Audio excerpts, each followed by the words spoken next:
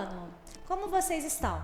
Sou a professora Vânia, da disciplina de História, e hoje nós vamos começar o nosso ano letivo entendendo um pouco sobre o que vem a ser História.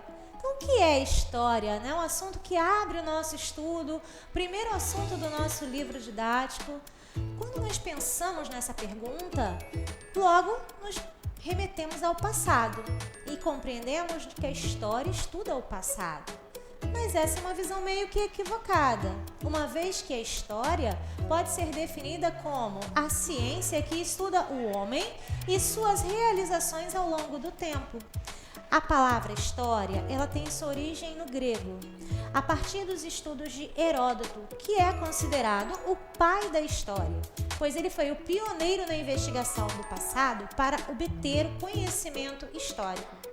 Entender o passado é algo muito importante, porque é através do entendimento do passado que nós compreendemos o presente e conseguimos compreender as transformações que a sociedade passou ao longo do tempo.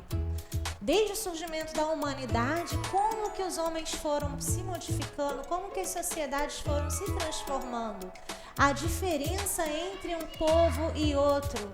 Tudo isso nós vamos explicar a partir da análise desse tempo histórico, desse período que essa sociedade vivenciou. Um dos principais objetivos da história, então, é resgatar os aspectos culturais de um determinado povo ou de uma determinada região, para assim entender o seu desenvolvimento.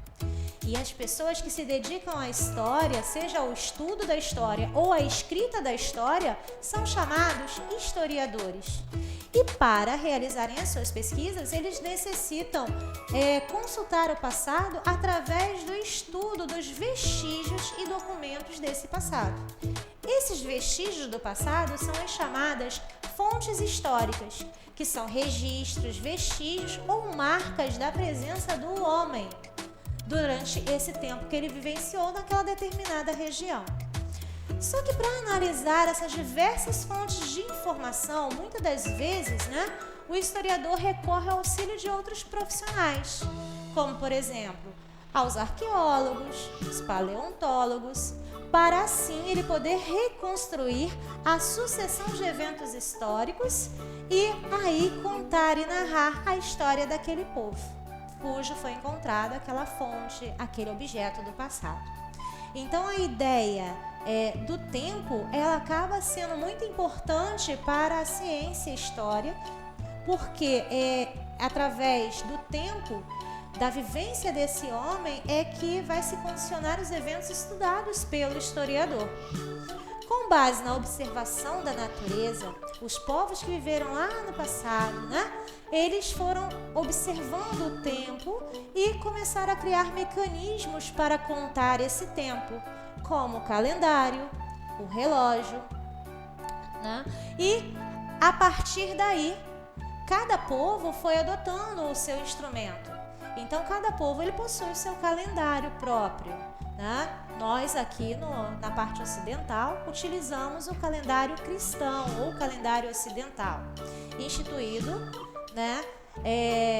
com base no nascimento de Jesus. Ou seja, no nosso calendário, o ano 1 equivale ao nascimento de Jesus Cristo e a partir daí nós temos a contagem do tempo. E tudo aquilo que ocorre antes do ano 1, nós dizemos que ocorreu em determinado período antes de Cristo. Daí a abreviação A.C. Bom, o estudo da história, então, ele vai se dividir em pré-história e história, sendo a história subdividida em outros períodos: a história antiga, história medieval, história moderna e história contemporânea. Bom, esse é o primeiro assunto que nós temos para hoje e até o nosso próximo encontro, a nossa próxima aula.